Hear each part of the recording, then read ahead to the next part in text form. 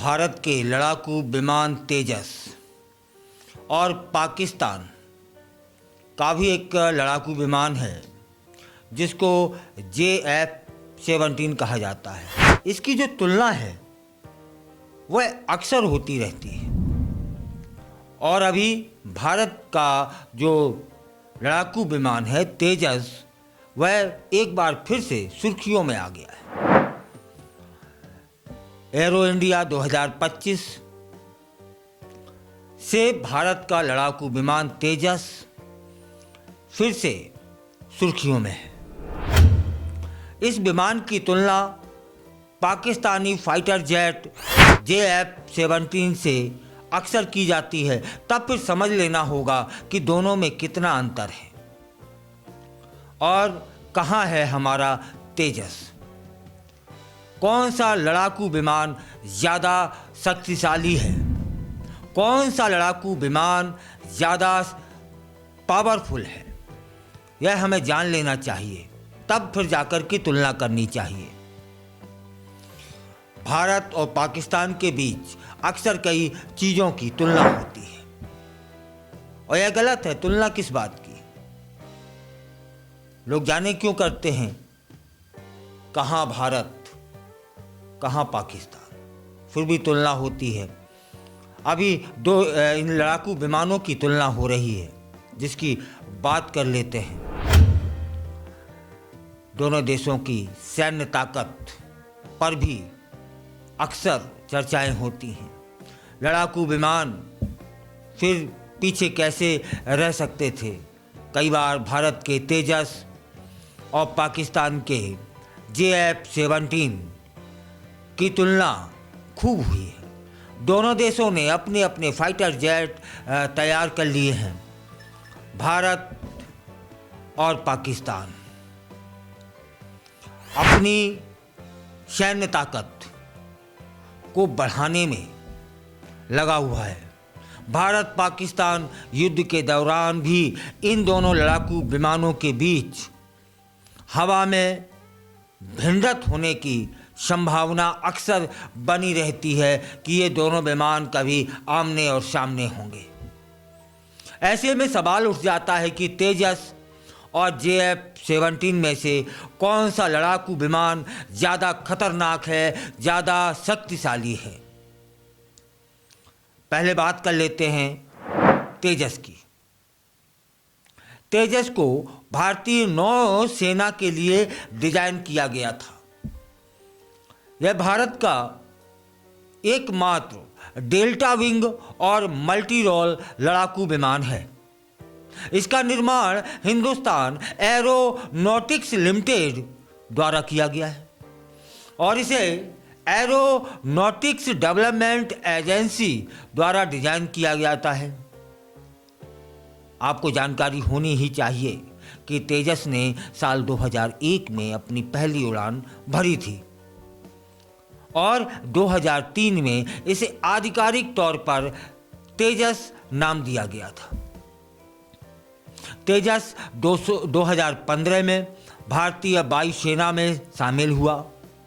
तेजस इस समय सुपरसोनिक लड़ाकू विमानों की श्रेणी में सबसे हल्का और सबसे छोटा विमान है।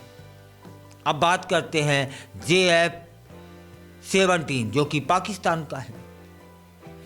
पाकिस्तान के JF-17 को पाकिस्तान वायुसेना में तीसरी पीढ़ी के A5C, F-7P, मिराज और लड़ाकू विमानों की जगह लेने के लिए इसे डिजाइन किया गया था। यह चौथी पीढ़ी का सिंगल इंजन हल्का मल्टी रोल फाइटर जेट है। इसका निर्माण पाकिस्तान एरोनॉटिकल कॉम्प्लेक्स और चीन के चैंगदू एयरक्राफ्ट कारपोरेशन ने मिलकर के किया था। तेजस का निर्माण सिर्फ भारत ने किया था। यहाँ चीन और पाकिस्तान मिलकर के एक लड़ाकू विमान का निर्माण कर रहे हैं। JF-17 ने 2003 में अपनी पहली उड़ान भरी थी। इसे 2007 में पाकिस्तान वायुसेना में इसको शामिल कर लिया जाता है। चीन इसके प्रदर्शन से पहले भी खुश नहीं था और यही एक वजह थी कि उसने JF-17 को अपनी वायुसेना में शामिल नहीं किया। JF-17 चीन की वायुसेना में शामिल नहीं है। अब फिर से हम लौट के आते हैं तेजस की ओर। तेजस की फेरी रेंज करीब 3000 किलोमीटर है। यह हवा से हवा में ईंधन भरने की इसमें सुविधा है।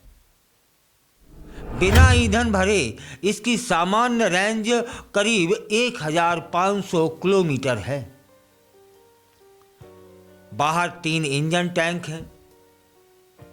तेजस की स्ट्राइक रेंज जो है वह 3500 किलोमीटर तक भी पहुंच जाती है और इसके मुकाबले JF-17 कहीं नहीं टिकता, कहीं नहीं रुकता। पाकिस्तान के JF-17 की फेरी रेंज मात्र 1800 किलोमीटर है और ड्रॉप टैंक के साथ यह उड़ान क्षमता इसकी जो बढ़ जाती है वह 3482 किलोमीटर तक हो जाती है। इसके इंजन के अधिकतम टैंक की बात कर लें तो यह 13500 किलोग्राम है। अब यहाँ यह समझ लेते हैं कि फेरी रेंज का अर्थ क्या है और फेरी रेंज कहते किसे हैं।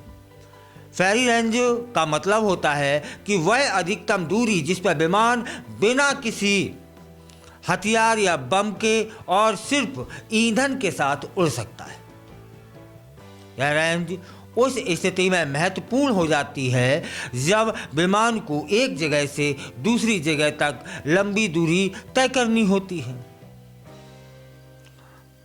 अब समझ लेते हैं तेजस में हथियार कितने वो रख सकता है या कितनी ताकत है। तेजस कई आधुनिक मिसाइलों, रॉकेट और बमों से लैस होता है। इसमें Python 5 missile, derby medium range missile अतिरिक्त होती हैं और यह जो मिसाइलें हैं वह स्वदेशी हैं, हमारी हैं। इसके अतिरिक्त इसमें एंटी रेडिएशन मिसाइल भी शामिल रहती है जो रडार सिस्टम को निशाना बना देती है। इसमें एयरफील्ड और रनवे स्मार्ट बम भी रहता है। कई तरह के क्लस्टर बम, GPS और लेजर बम उसमें सम्मिलित रहते हैं।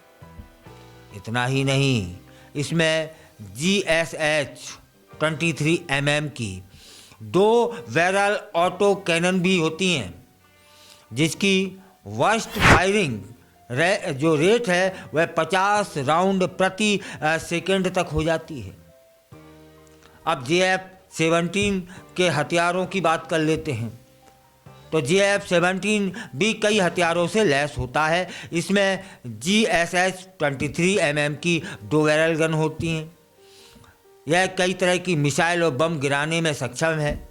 इसमें गाइडेड और अनगाइडेड बम भी शामिल रहते हैं।